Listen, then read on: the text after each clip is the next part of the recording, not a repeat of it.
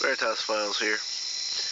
After watching my last video and reading the comments, I decided I needed to make some clarifications and maybe say a little bit more.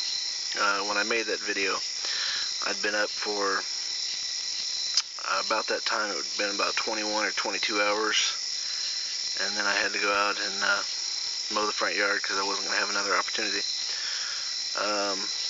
So I was fairly tired, but needless to say, the video did not turn out as well as I'd hoped. I thought about deleting it, but nobody's perfect, and nobody's going to hold it against me if I'm a little bit erratic here and there every once in a while. With the job I have, I work a lot of odd hours. I used to work 16-hour shifts a lot of times, but that's since changed, with the changes that are going on where I work. There were a few times I worked 20-hour shifts 3 days in a row, and I literally got 4 hours off, and then I had to be back at work for another 20 hours. That was, I think, 2005 or 6. That was fun, let me tell you. Anyway, no excuses. I was just not on the ball with that particular video. The simple point I was trying to make is we need to stop dividing over silly things, and if we're going to divide or poke people in the chest, let's do it on the basis of knowledge, or at least sound ideas.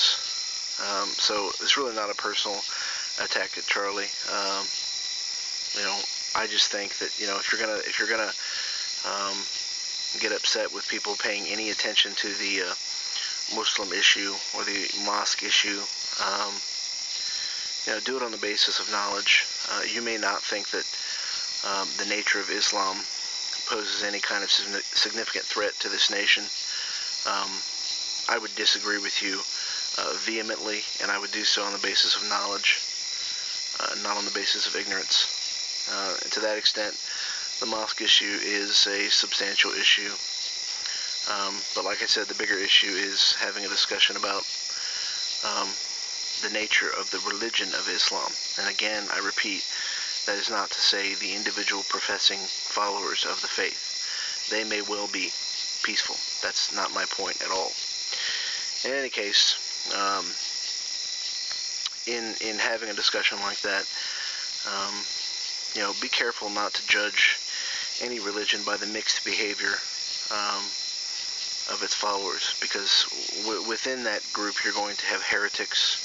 In other words, people that do not hold to any kind of orthodox position that the faith itself holds to or makes sense of the faith in any way. And you're going to have very devout, very orthodox believers, and you're going to have people that run the spectrum in between. And so it's important not to judge a religion on the basis of that kind of mixed behavior, on the basis of humanity. Human beings are known to be imperfect, and therefore your judgment of the religion will be imperfect if you do that. You need to judge the religion by its sacred texts, what it appears to teach plainly, and by the behavior of its founders. My personal belief is if you do that, you will have grave concerns regarding the nature of Islam, and you will have that as a unique experience with any religion. If you look at any other religion in the world, you're not going to have that same experience. So the one that you have with Islam with regard to its sacred texts, its plain teachings, and the behavior of its founder, it's going to be absolutely singular in the world, in my opinion. Moving on, the other thing I was going to mention was, the economic issues that we're facing. They appear to be getting worse, kind of behind the scenes, but there is some positive news. I have had some family members recently decide to purchase precious metals. And I have to tell you, I never thought that would happen. I've been talking to them for a long time, on and off, about the topic, occasionally sending out, the odd article, kind of surreptitiously letting them know what I'm doing, at least in the general terms. And they had never expressed any interest or had found ways to either change the subject or, essentially tell me that it was a bad idea. But recently, one of my relatives emailed me and said, you know what, where can I get some gold? And, I went through my particular strategy as to what I do, just giving him an idea in case he wanted to do anything related to that. But, if he just wants to buy gold, that's great. That's better than nothing. And anyway, I'm just happy to be making some progress, and I hope, as a YouTube community, we can continue to make progress. That was, I suppose, what I should wrap up with, that, instead of dividing over silly issues that we don't know enough about to talk about, we should divide over important issues that really matter, and we should be trying to come to some ultimate conclusions. My own opinion is that I'm not to the end of this journey, and none of us probably are, but I have come to some ultimate conclusions. I have decided that on the basis of what I see and what I think is necessary for freedom and liberty, and that on the basis of knowledge, we are too far gone. It is unrecoverable. And I think, increasingly, everybody needs to get to that point. And I think that's part of the problem. People are still holding on to hope. They're watching people like Warren Pollock and who, a very smart guy, very, very smart guy. But people who are putting forth, strategies to change and things of this nature. And quite frankly, I think if you really see what's going on and the context in which it's happening, you'll realize that that's just way too late. Way too little, way too late, and a waste of time. The energy that's being put into,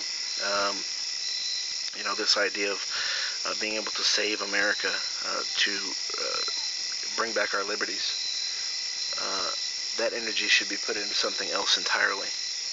It should be put into thought and reflection on what is going to happen in the future, and then how one is going to survive that kind of environment.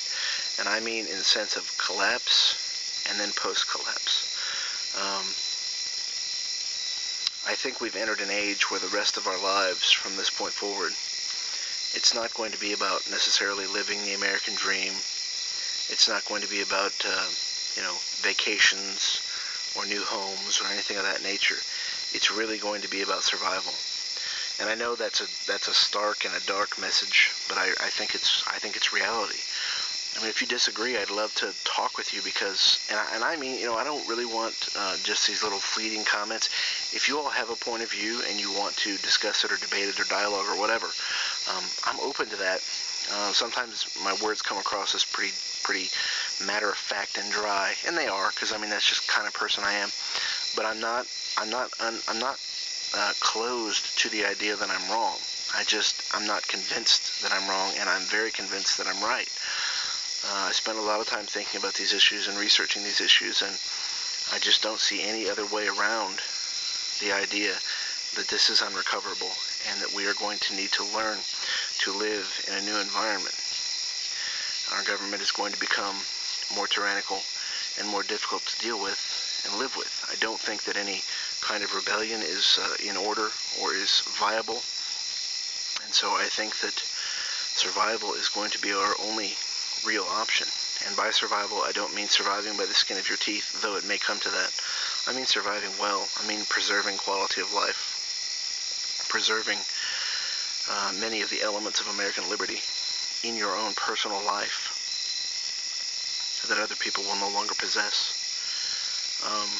It's my belief that if you arm yourself with knowledge and good friendships and personal character and the preservation of wealth, that you will be able to give those things not only to yourself but to those who come after you. If you can instill those kinds of things into your children, your nieces and nephews, whoever it is that you have contact with, you can leave a good legacy for this world, and you can leave people on this planet who still love freedom and liberty. not only that, if you pass away, the wealth preservation that you've done can be passed on to them. Okay? These things are important. I know it's hard to think about what's going to happen, when you die, since many of us are in our 20s, 30s, 40s, and 50s, but, it has to be considered. I'm only 33, but, we're not guaranteed our next breath, to say nothing of, retirement age. So, I leave you guys with that. I hope my comments have clarified the previous video. I didn't intend to be quite so erratic, quite so long, but, without having said a whole lot, but, it's just the way it happens every now and then. Well, don't have a lot else to say. I'm in the backyard here, sitting on the back steps, and it's about 4 in the morning. I tend to be a night owl. I'm actually on vacation. I've decided to take some days off on the shifts that I really didn't want to work. So I'm working 2 days a week and off 3 days.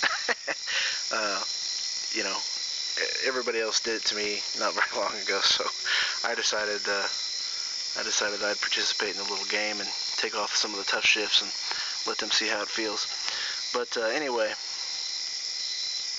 I wish you guys the best, and like I said, if you want to talk about these issues, please feel free. I try to respond to most of the comments and any personal messages I get.